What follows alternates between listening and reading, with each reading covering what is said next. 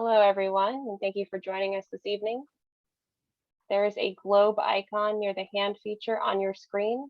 This will allow you to listen and participate in tonight's event in Spanish.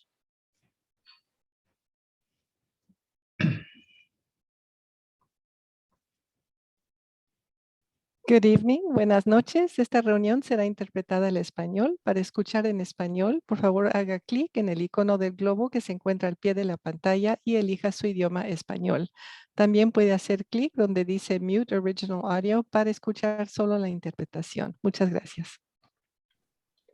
Our interpreters this evening are Julie Burns and Ashley Nunez. Thank you both for your time and services this evening. Chair Ariano, when you're ready, we can begin. Okay, thank you.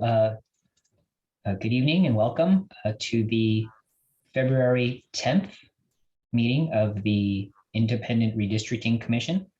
This is a teleconference meeting with IRC members, city staff, and members of the public participating remotely to ensure proper social distancing in this federal, state, and local emergency. I would like to introduce the commission members and staff present this evening.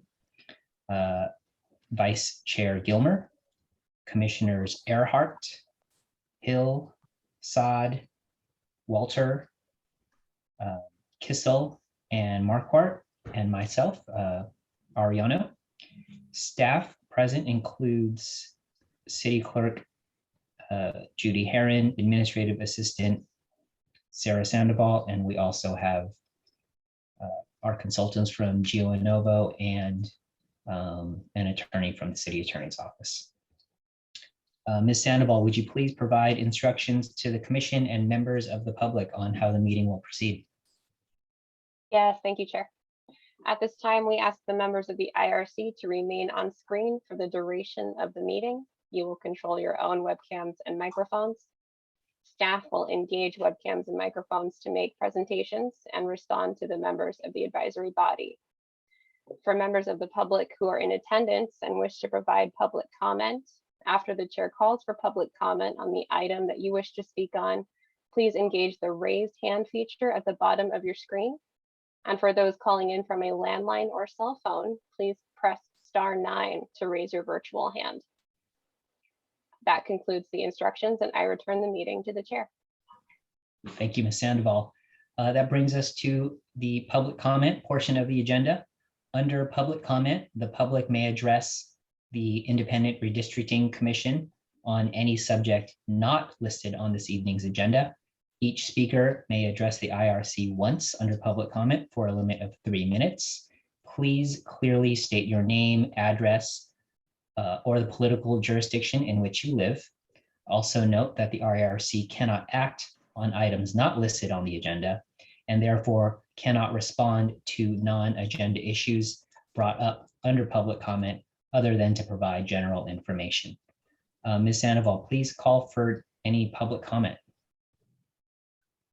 At this time, if any member of the public would wish to comment on a subject not listed on this evening's agenda, please engage the raised hand feature at the bottom of your screen. Once again, if you're calling in from a landline or cell phone, you'll want to press *9 to raise your hand.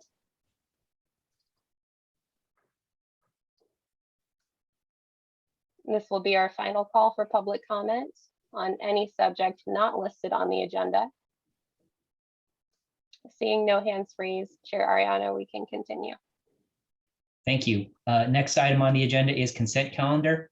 Under the consent calendar, the IRC may take action to approve routine business items in one motion unless a commissioner, staff member, or member of the public requests that an item be discussed or continued to a later date.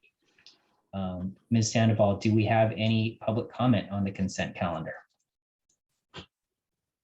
Thank you, Chair Ariano. At this time, if any member of the public wishes to comment on the consent calendar, they should go ahead and raise their hand by engaging the raised hand feature at the bottom of the screen.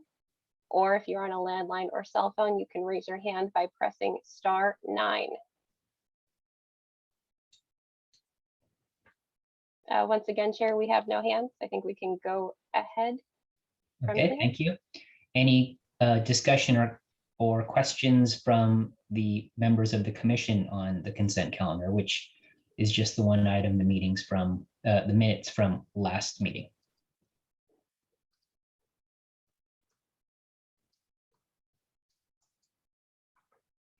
Okay, seeing none. Do we have a motion to approve the consent calendar?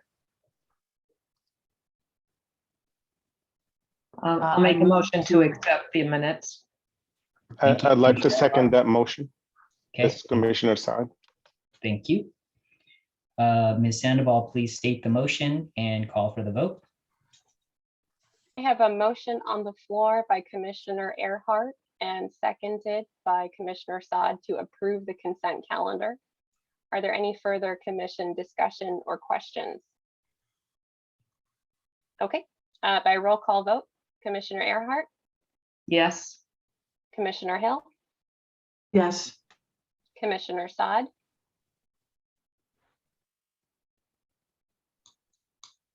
Commissioner Saad, I'm unable to hear you. Yes. Thank you. Commissioner Walter, Yes. Vice Chair Gilmer, Yes. and Chair Ariano. Yes, And the motion passes unanimously. Thank you. thank you. Next item on the agenda is regular business. Item E1, add a hybrid mapping tool workshop to the Independent Redistricting Commission meeting schedule and approve proposed hybrid meeting dates. Ms. Herron, would you please introduce regular business item E1? Thank you, Chair, Vice Chair, and members of the IRC. The item before you tonight is coming before you from direction that we received at our January 27th IRC meeting. It is being recommended that the IRC add a hybrid workshop on March 3rd, also updating their current schedule for February 24th, March 24th, and April 14th meeting to a hybrid format. The term hybrid would mean the meetings would be held in the city council chambers as well as virtually simultaneously. The chambers would be open to members of the public to participate, as well as up to 4 commissioners at those meetings. In order to promote social distancing and be in line with rules and regulations for COVID, we would have to limit the IRC's participation in-house to 4 members. Staff would poll the commission for availability for in-person, and then it would be up to the chair's discretion on how to schedule those meetings with IRC members in person. Also, I do want to state, just for clarification, that the January 13th public hearing meeting, and this, I should back up, clarification on attachment A to this item. The January 13th public hearing meeting, it was canceled, and our January 27th regular meeting was repurposed for a public hearing to take over the place of that public hearing. We did discuss this a little bit on the 27th of January, which is why staff is recommending the addition of the March 3rd meeting. It wouldn't technically be a public hearing. It would be, again, more of just a mapping tool workshop, engage the public, a little bit more informal, have an opportunity for, the public to see maps on screen as well as in person. And that does conclude my introduction for this item. I'm happy to answer any questions that the commission may have. Any questions from the commission for City Clerk Herron before we go to public comment?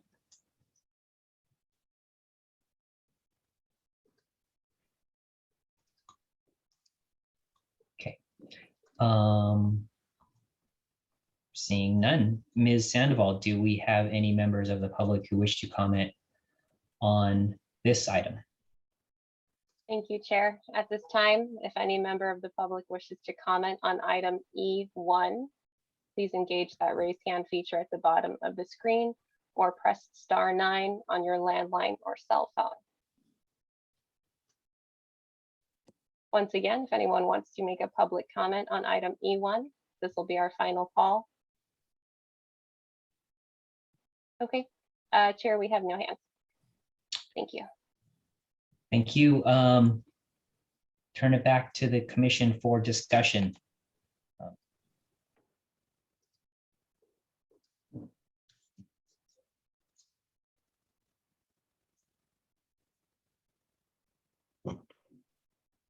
Yes, Commissioner Earhart.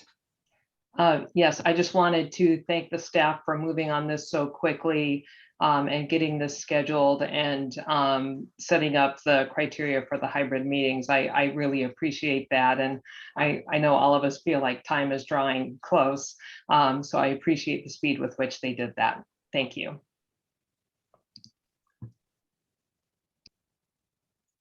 Likewise. Anyone else?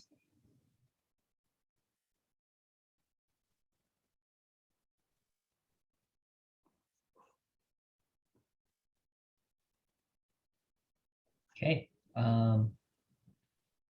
Ms. Herron, do we need to approve the amended meeting schedule by motion? Thank you, Chair. Yes, if we could do a motion, it would be to add a hybrid meeting tool workshop to the IRC regular meeting schedule and approve proposed changes to the IRC's regular meeting schedule and format. And that would encompass both the addition of the March 3rd and then amending February 24th, March 24th, April 14th, the hybrid. Okay. Do we have a motion?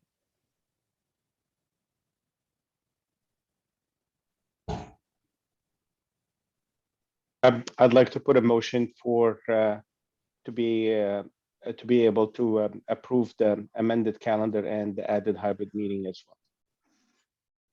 Thank you, Commissioner Assad. Is there a second? I'll second. Okay. Thank you, Commissioner Earhart. Ms. Sandoval, please state the motion and call for a vote. Thank you, Chair Ariano. I have a motion on the floor by Commissioner Saad and seconded by Commissioner Earhart to add a hybrid meeting and approve the amended schedule that's laid out in the staff report for this item. Are there any further commission discussion or questions? Okay, seeing none, by roll call vote, Commissioner Earhart, Yes.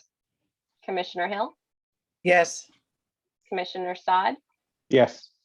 Commissioner Walter, Yes. Vice Chair Gilmer, Yes. and Chair Ariano. Yes. The motion passes unanimously. Thank you. Thank you. That brings us to item F, our public hearing. Cheriano, pardon the interruption. However, we will have to put a brief pause in this meeting. This agenda item was agendized for 6:30. So if you don't mind, we can just take a quick break. You guys can all disengage webcams and microphones. And then at 6:30, we can reconvene to that public hearing. Very good. Okay, so we'll take a brief recess and everyone can be back on at 6:29 or so. Thank you.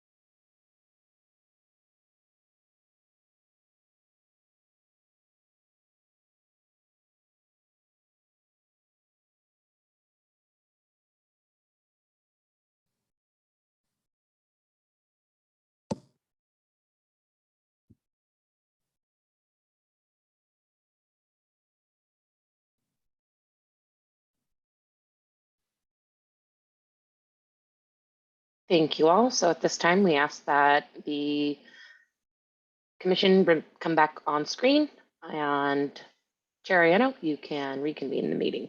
Thank you. Thank you, Ms. Herron. Let's see everybody here. Go. Calling the meeting back to order. We are at agenda item F, tonight's public hearing. This public hearing is a formal proceeding held in order to receive testimony from all interested parties on a proposed issue or action. The first public hearing tonight and only public hearing is a second public hearing to receive input regarding the composition of the city's districts. Believe Assistant City Attorney Ms. Bazzano will be introducing this item. So Ms. Bazzano.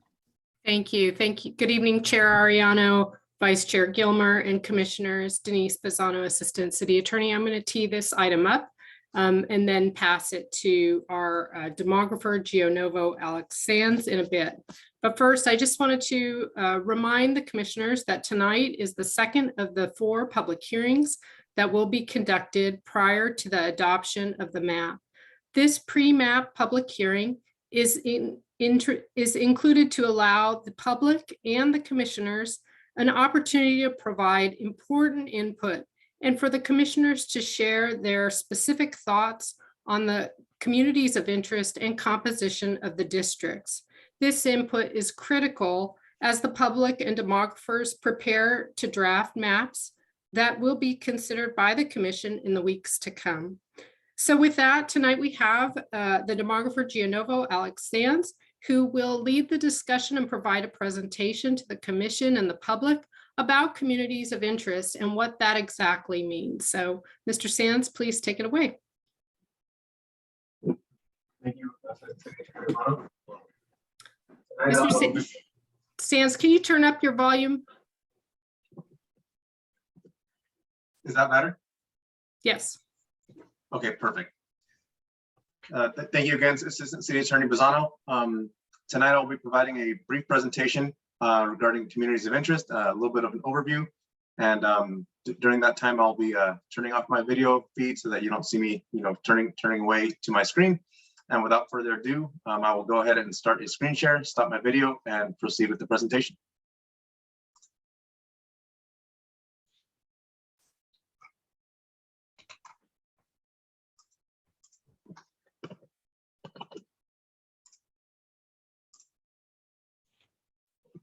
Okay, Chair and Vice Chair and Commissioners, can everybody see my screen okay? Yes, Okay. thank you. Perfect. Okay, this will be our communities of interest review for the Menlo Park Independent Redistricting Commission for the February 10th, 2022 meeting. The agenda for this presentation will be to review communities of interest. We'll start off by providing a definition and some examples of what communities of interest are, and provide that information to the Independent Redistricting Commission and interested members of the public.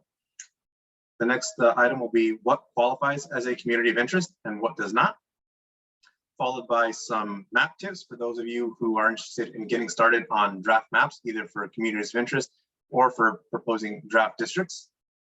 And then we'll go ahead and open up the floor to Q&A.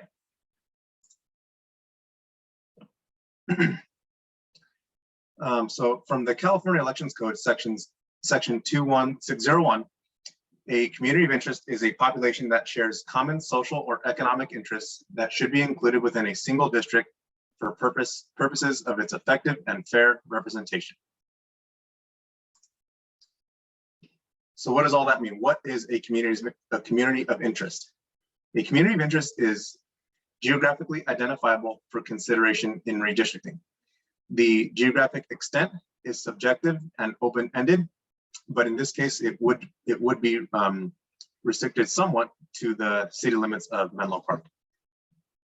Examples: there are certain protected class groups that are examples that are recognized specifically for communities of interest by the Voting Rights Act, and those include protected classes protected ethnic classes, nationality, language groups, and others.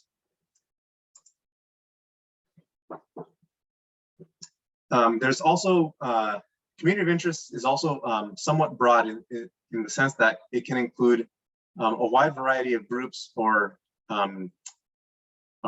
communities, so long as they are geographically definable and they all have common social and or economic interests as stated in the definition. So this could include cultural areas, religious communities, immigrant groups, homeowners and renter communities, big economic or business zones. I believe we had a public comment last meeting that mentioned the elderly community in the city of Menlo Park.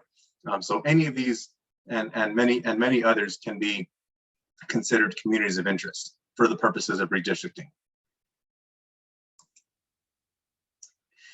There are some limitations to communities of interest, and there are a couple of things right off the top that are strictly prohibited.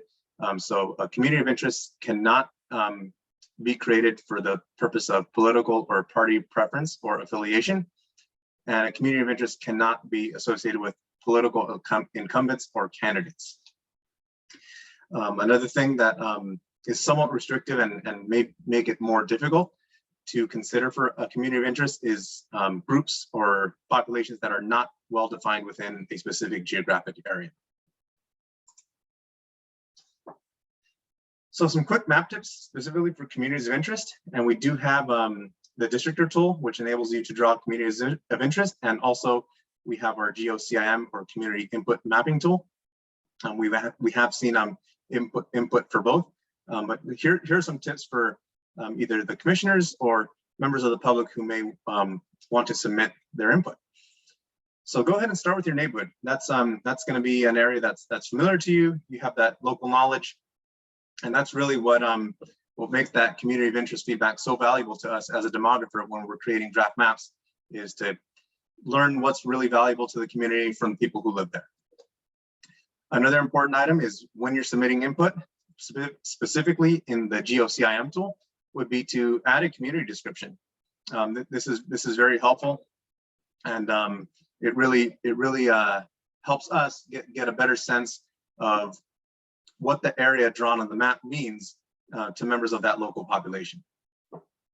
And the final item here would be to save your map and give it a name, something that's easily identifiable, something it doesn't. Sometimes it could be a formal name like Sharon Heights, that's a specifically recognized neighborhood here in the city, or as Chair Arellano might appreciate, fans of Donut Delight or some other local eatery or institution in Menlo Park.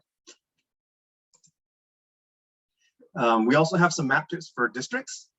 Again, starting with your local neighborhood. For example, if you live in the Bellhaven area, in the northern end of the city, you may want to start there and move your way south. Same thing in reverse. If you perhaps live in Sharon Heights, maybe you want to start on the south end of the city and draft your districts on the way up. Just give yourself a nice logical place to start, and then build your map from there.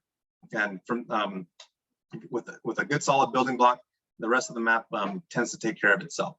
And leverage real-time feedback for population balance, especially in the Districture tool. This will not only help you create districts that are within population balance, but it'll also help you keep that variance as low as possible. And just make sure you do get feedback in the tool, but make sure to keep that variance under 10%.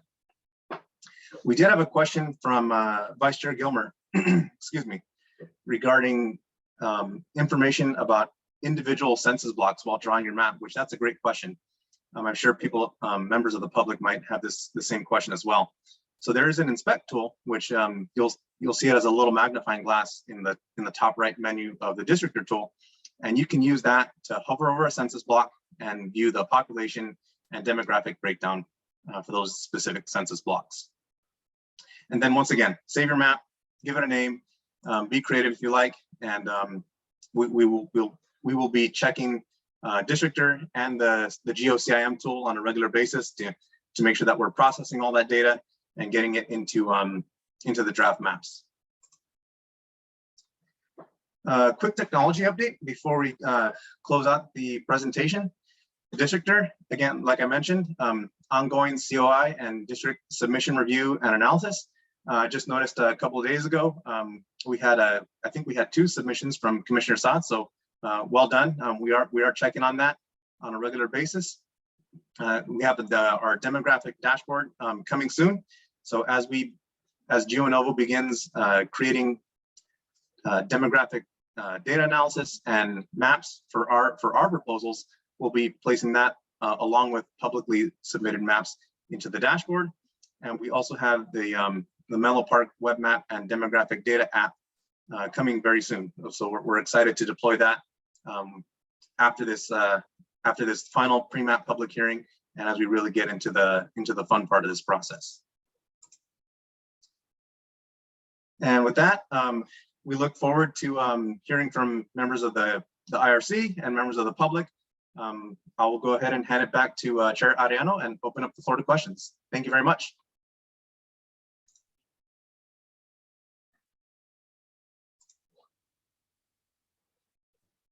Okay, thank you, Mr. Sands. Let's see, any questions from the commission before we go to the public hearing? Yes, Commissioner Saad. Yeah, thank you so much for all the information that you've provided. One thing I found that to be very useful also is that you can tweak the granularity of the pen you're using. And I thought before I was moving a couple of blocks, but then when I made it granular to 1, I think, or 2, I was able to move to a tinier portions that I can change colors. And I thought that's very useful for the public to know about. Yeah, that's a great comment. Chair, would you mind if I just did a quick demonstration of what Commissioner Saad mentioned in the Districture tool there? Please go ahead. Okay, I'll go ahead and share my screen here.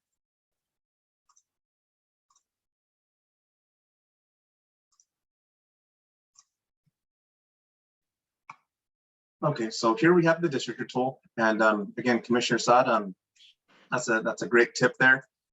If you go to the brush, you do have a slider here that enables you to change the size. A larger size enables you to select more blocks with each click. Smaller size enables you to become much more granular. So as you can see here, I'll use a very small brush size 10, and I'm just selecting a couple blocks at a time. Whereas if I move the slider over, move it all the way up 97, then I can select large swaths of census blocks all at once. And the same action, the same applies to the eraser. The eraser becomes either larger or smaller with that same slider function that Commissioner Saad mentioned for the brush. So great point. And I think that's a tip that'll be very useful for the public and commissioners who may be wanting to provide input through the map.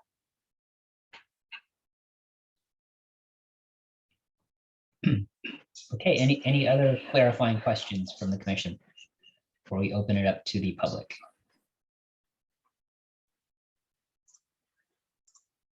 Okay, so let us formally open the public hearing portion of this agenda item. Ms. Sandoval, do we have any public comments on this item? Thank you, Chair Ariano. At this time, if any member of the public wishes to comment on item F1, second public hearing to receive input regarding the composition of the city's districts, please engage that raise hand feature at the bottom of your screen. Or if you are calling in from a landline or cell phone, please press *9 to raise your hand.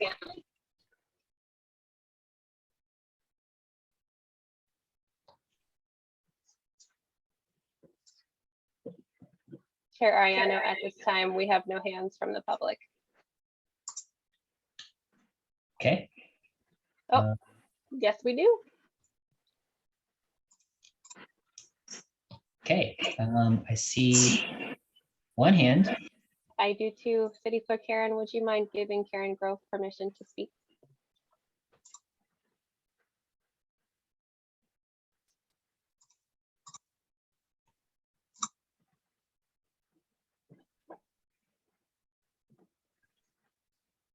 Karen, you should be able to unmute yourself now. Got it. Thank you. Thank you. Thank you. Yeah, I was first invited to become a panelist, and that didn't seem like the right choice. So I'm new at this, and it just occurs to me, I wonder if it would make sense for all of the residents who are in the Las Lomitas School District to be in the same district as the school itself or the schools themselves. Just in case there's a concern in the community that has to do with the school. And, you know, I'm a dog owner. I love to take my dogs to the school. Sometimes the fences are closed, and it probably makes sense for me to be able to go to my district council member to say, hey, can you do something about this? And if that council member says, oh, I would, except the school isn't in my district, that could be a problem. So just wondering if that would qualify as a community of interest. That's it. Thank you.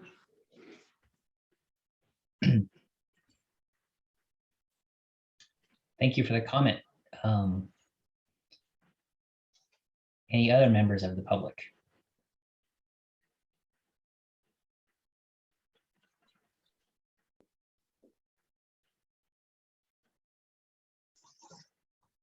City Clerk Karen, is your hand up?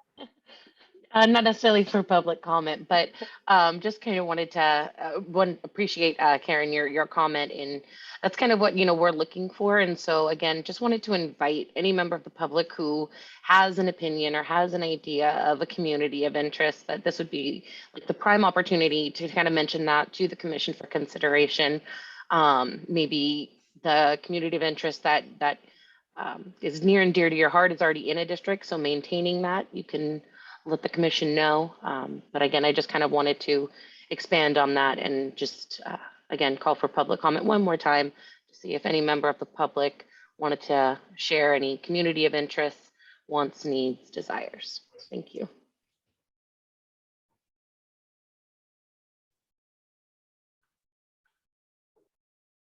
Well, this is Jesus. And the answer to Karen's question is yes, a dog park or a place for pets is a definite community of interest. In fact, my daughter owns a very lovely dog, and she and her dog people go to a local park, and so definitely that park's and the needs of the services of the dogs in that park are very important. Things like shade and water and safety and things of that. So the answer to your question is yes, definitely a pet area or a safe area for walking or jogging is definitely a community of interest. So thank you for your input. And if you want to go into our Districture tool and mark that area, Alex and I would be very happy to look at it and note it. Thank you, Mr. Garcia. Any other members of the public wish to provide input or testimony or anything else on our districting exercise this evening?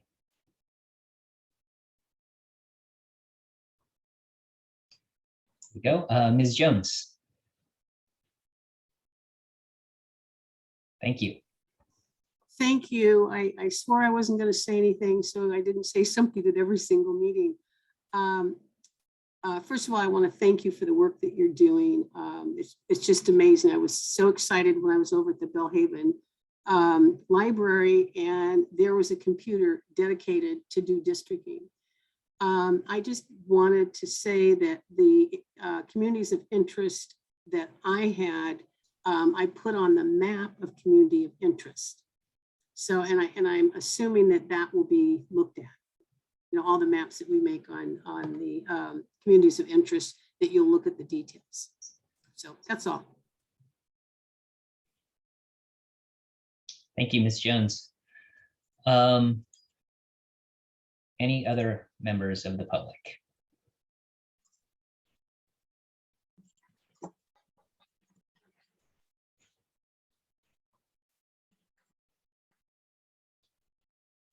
I see a raised hand from the panel.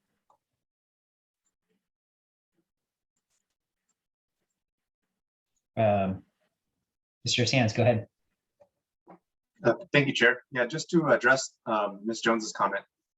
Yes, we are checking those community of interest submissions quite regularly, and we are actually in progress processing anything that's been submitted up to 3 p.m. today was the last time we checked. So anything that's been submitted, we will those updates are in progress. Okay, so I think that is all we had from members of the public. Do one final call. This will be our final call for public comment on item F1, second public hearing to receive input regarding the composition of the city's districts.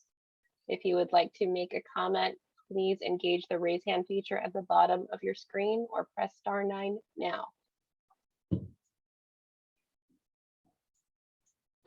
Okay, seeing no hands, Chair. Okay, so with that, we will formally close the public hearing and bring the item back to the commission for discussion.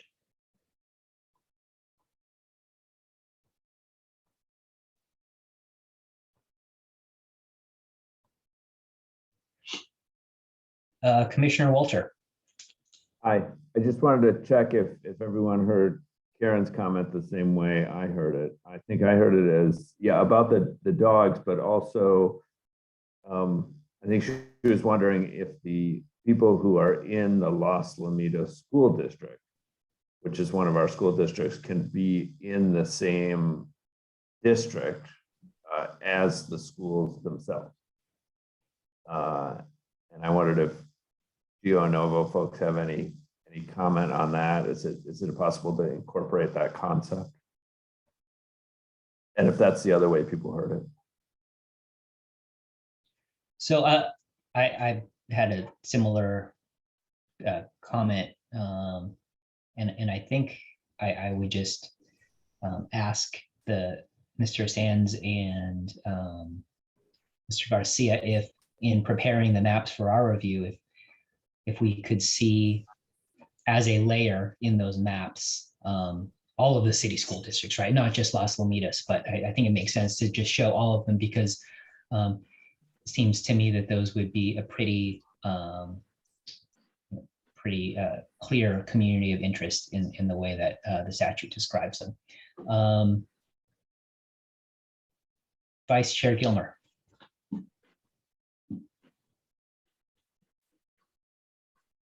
Thank you. I just wanted to call, and this is something that Mr. Sands may bring up. There's a data layer in Districture that does include school districts, so you can select that and see the different school districts for each block within the city. So there's a number of data layers that you can overlay on the maps that are very helpful, including neighborhoods and school districts, which is what I was using when I was putting together my map.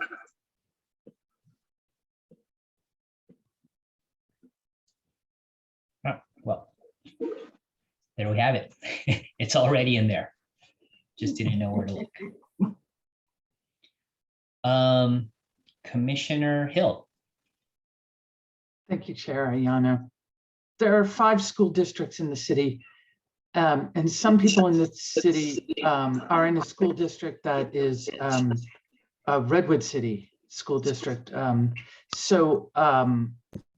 I was wondering whether or not that is captured in the Districture, because I wasn't able to find the school district layer, so I flunked out on that.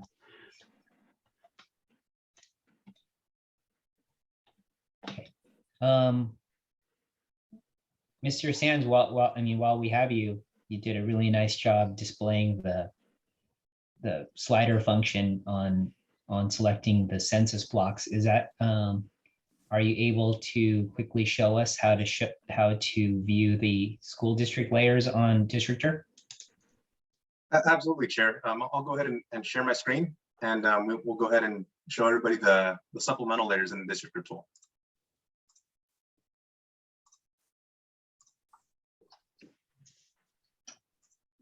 So if we start off from a fresh Districture map, we'll just start off from blank, kind of like what you would see when you start drawing a map. there is a tab in the upper right portion of the screen called Data Layers. And it, as you can see here, one of those is school districts. That's actually the first one on the list. So if you click that, it'll actually turn on the school districts that are, so basically any school district that intersects with Menlo Park. We did here Las Lomitas Elementary School District and also Redwood City School District, which just slightly comes in along the western edge of Menlo Park. We also have neighborhoods, which thank you to the Menlo Park GIS team for providing us with the neighborhood layers to neighborhood areas to add to the map. We also have flood zones, which is definitely more important for those who may be along the waterfront. And then different water districts. And one that may be particularly important, especially for those who may be renters or who live in multifamily homes. We do have a multifamily parcel layer, which identifies residential areas with multifamily housing, which may be something to consider for communities of interest and also for population purposes when drawing draft maps. That middle tab there. Okay.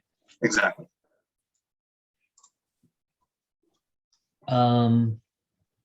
Looks like Commissioner Hill has another question.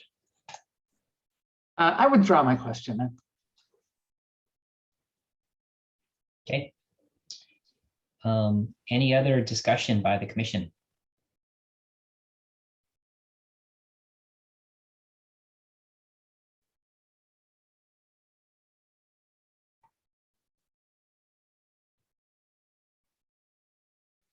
Looks like Vice Chair Gilmer might have his hand raised. Yeah.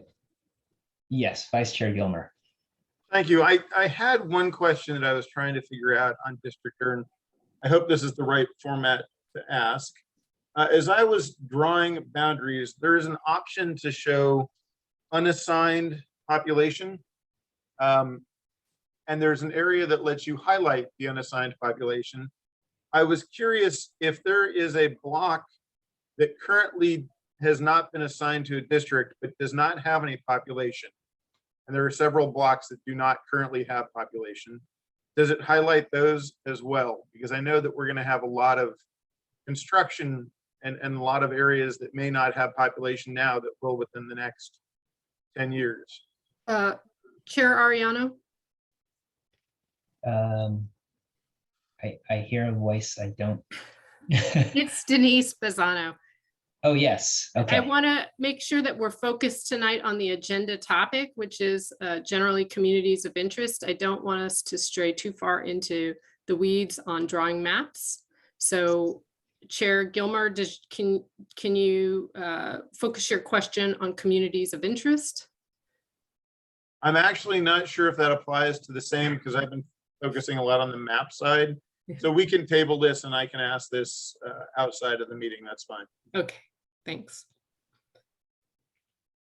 And if I would just add that if any commissioners want to add thoughts or comments on what communities of interest are important to them, I think that would be helpful for the demographer as well. And correct me if I'm wrong, Mr. Sands, but I think that would be helpful in preparing the draft maps. Absolutely, Ms. Bazzano, that would be very helpful to us. And also to answer the first public comment, yes, schools and school districts definitely qualify as communities of interest. So that is definitely something that we would take into consideration.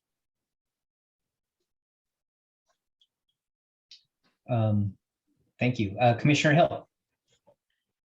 Thank you, Chair. The flood zones have been recently changed, and many people in the city may feel that they have an interest in whether or not they're in the new flood zone or the old one. And so in order to capture that, I just wanted to ask about the data behind that particular potential community of interest. That's a good, Chair, can I take that one? Please. Yeah, that's a great question, Commissioner Hill. So that the data, the flood zone data that we currently have was provided by the city of Menlo Park. I want to say it was provided to us in September 2021, may have been October, but at the very earliest, September 2021. So it should contain any the latest updates from FEMA or any federal agencies who may be outlining flood zones.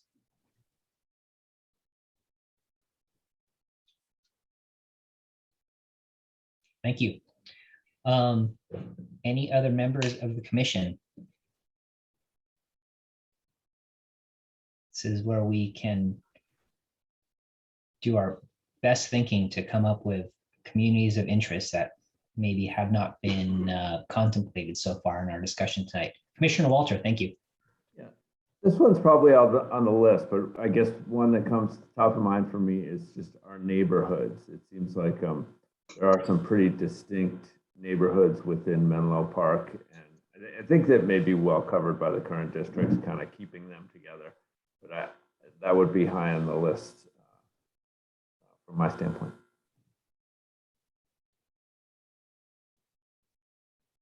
Commissioner Walter, yes, that is definitely something that we will be considering, and I believe that is already one of the building blocks that our demographer is taking it into consideration as we begin the process of crafting the draft maps.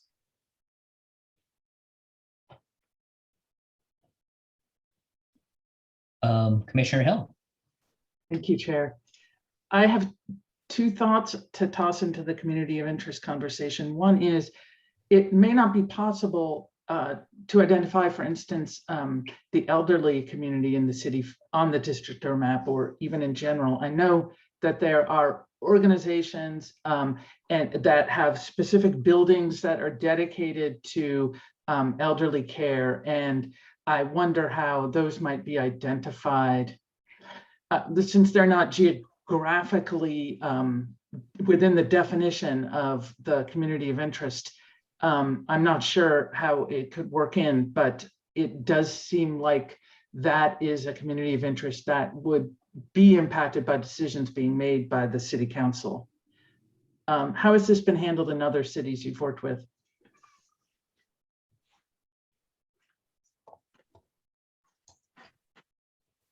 Chair, I could take a stab at that one. Oh, yes, please. Yeah, so we do not have any specific information regarding the location of elderly communities in Menlo Park at this point. On the Districture tool, the identify or magnifying glass icon, it does show the population and breakdown by ethnicity, but it does not show population by age. In this case, this is where local input would be very important to help us craft those draft districts. And Jesus, if you have anything that you'd like to add, just based on, I know you've done tons of these, all up and down the state. So if you have any input regarding elderly communities, that would be great. Yeah, sure. Thank you, Alex. Thank you, Commissioner Hill. Well, there's other data sources that could help us with this.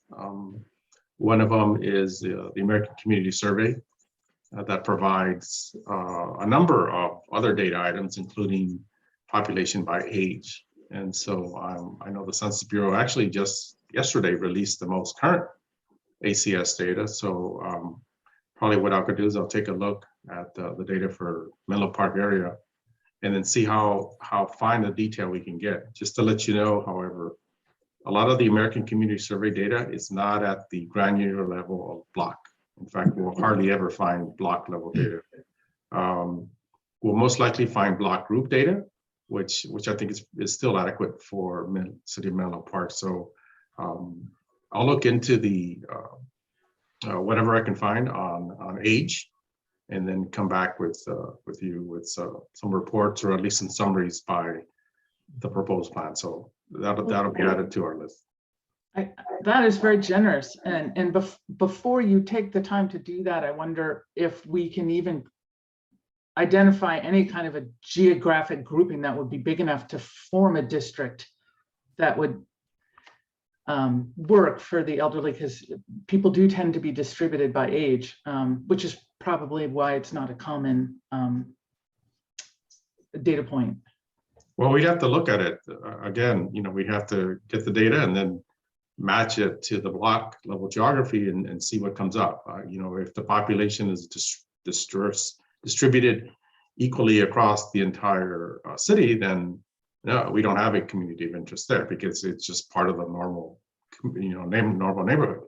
But if there are, for instance, some residential areas like we have in many areas that are 55 plus or retirement communities, then obviously the statistics will show greater concentration of people by age. But to get to that point, you have to download the data, process it, and then go from there. It's actually a fairly standard thing that is very common to a lot of these practices. So it's not asked for a lot, but if it's important to you, we will do the best we can to get you the information you need.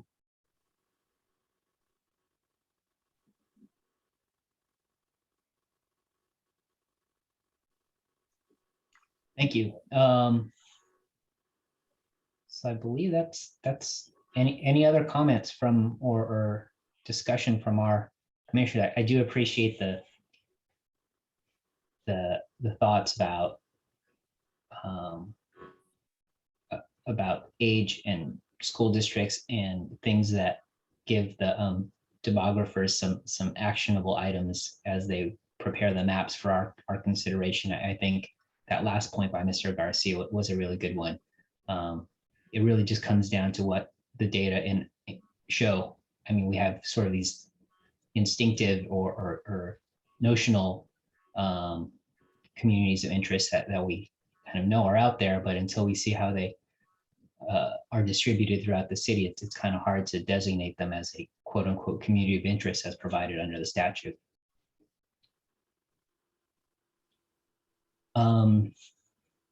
Anybody else this evening? Oh. Commissioner Saab. Thank you, Commissioner Arellano. Mr. Garcia, I have a follow-up question regarding the demography of the city. Is there any data through the Census Bureau regarding the income level of the population, so we can also overlay this to see how the distribution, put the range of income depending on the districts, and for us to see if we have where we have homogeneity, or we need or where in certain cases we need some work to be done. Thank you.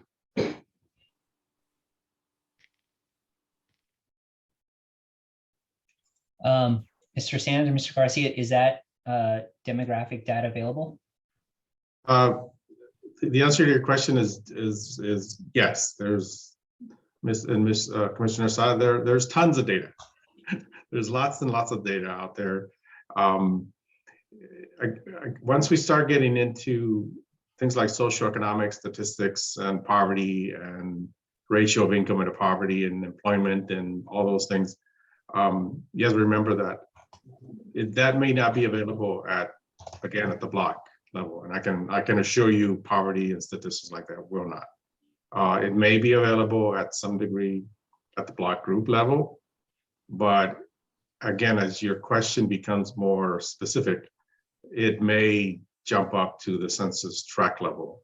And City of Menlo Park is not a huge place, so there may not be a lot of data points, as Chairman Arellano noted. I mean, it gets to the point where you'll have very little to go by. There are different summary levels that give us a sense of the entire city, and those I can send to you directly from the U.S. Census Bureau. I'll show you, or I can show you how to do that, and so you can get a statistical profile of a number of the questions that you have for the entire city, and then from there, if we want to go and start looking at it deeper and deeper, then that's a whole other level of tasks.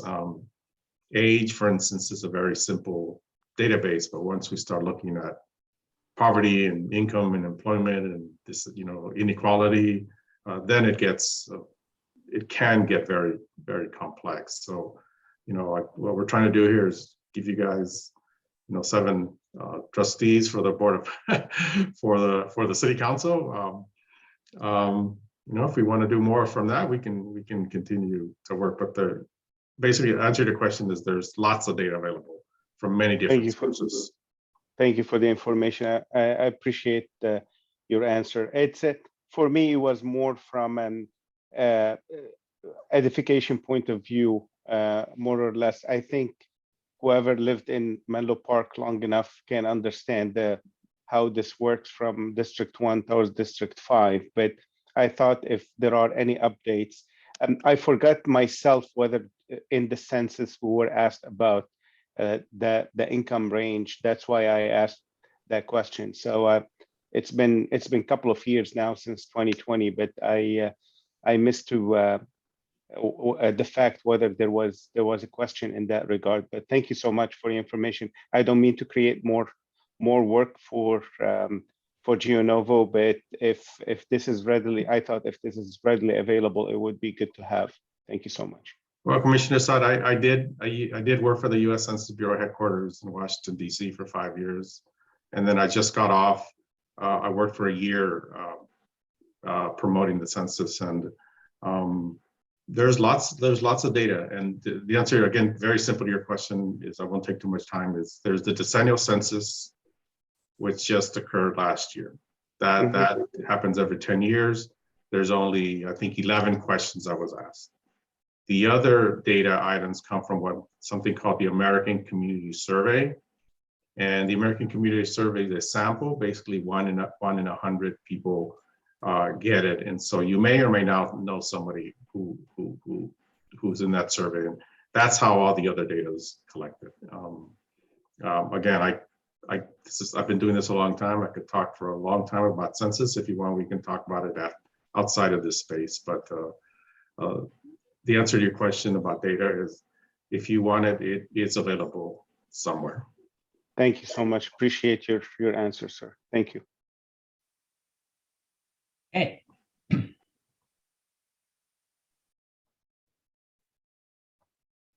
So anything further from the commissioner? Should we move on?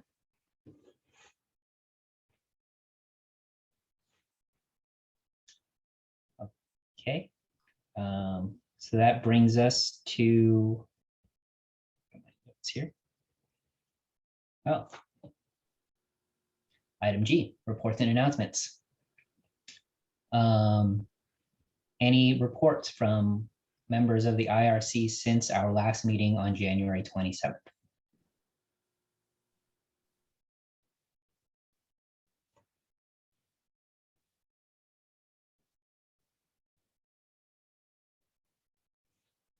Seeing one.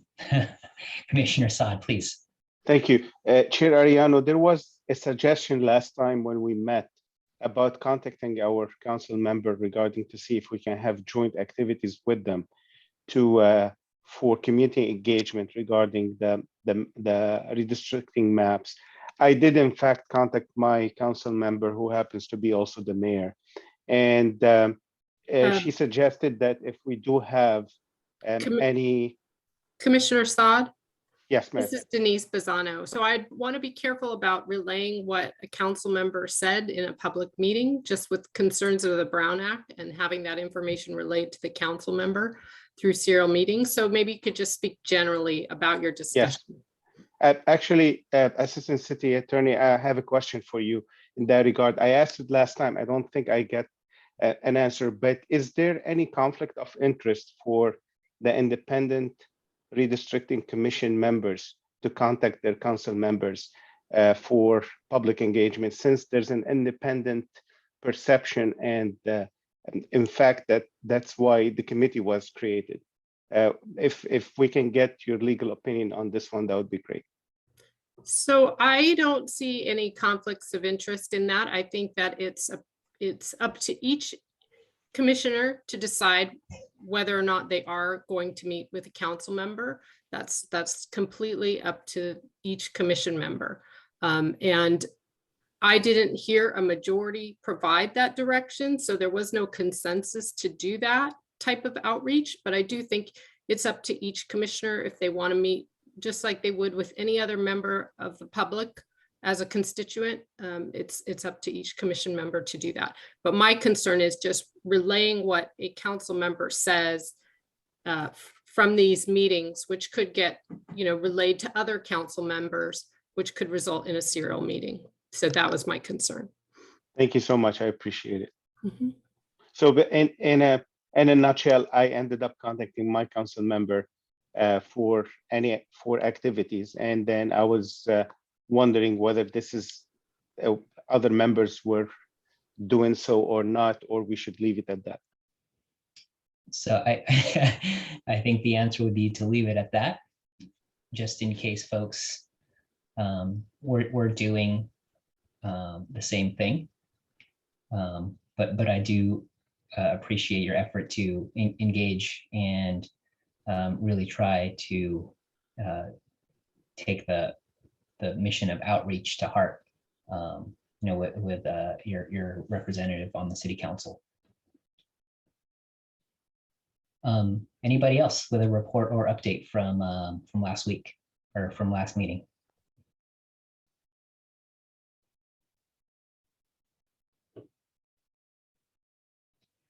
Okay, seeing none. I will adjourn the meeting. Thank you, members of the public, for your comments and your attendance, and I will look forward to seeing the rest of you in a hybrid format in a couple of weeks. Thank you. Thank you. Oh,